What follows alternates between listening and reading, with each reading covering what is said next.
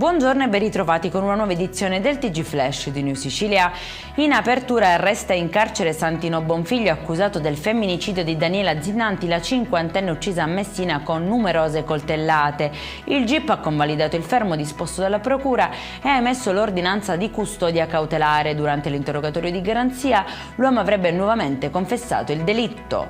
Si è avvalso della facoltà di non rispondere l'ex manager del Policlinico di Messina Salvatore Iacolino, interrogato dalla Procura di Palermo nell'ambito di un'indagine per concorso esterno in associazione mafiosa. Secondo l'accusa avrebbe favorito le attività imprenditoriali del presunto boss Carmelo Vetro, ottenendo in cambio sostegno elettorale e assunzioni di persone vicine. Un presunto debito di droga di appena 800 euro si è trasformato in un incubo per un 42enne di Priolo Gargallo.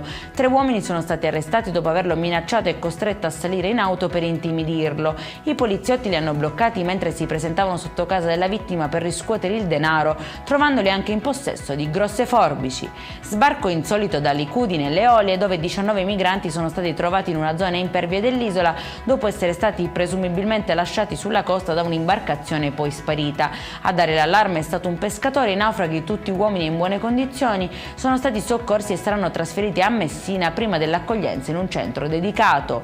È in chiusura la ricerca di una moto rubata ha portato a un maxi sequestro di droga a Librino, a Catania. Seguendo il segnale GPS del mezzo sottratto, i carabinieri hanno controllato alcuni garage condominiali e scoperto un borsone con oltre 15 kg di hashish già confezionati in panetti. La sostanza è stata sequestrata a carico di ignoti e sono in corso indagini per individuare i responsabili.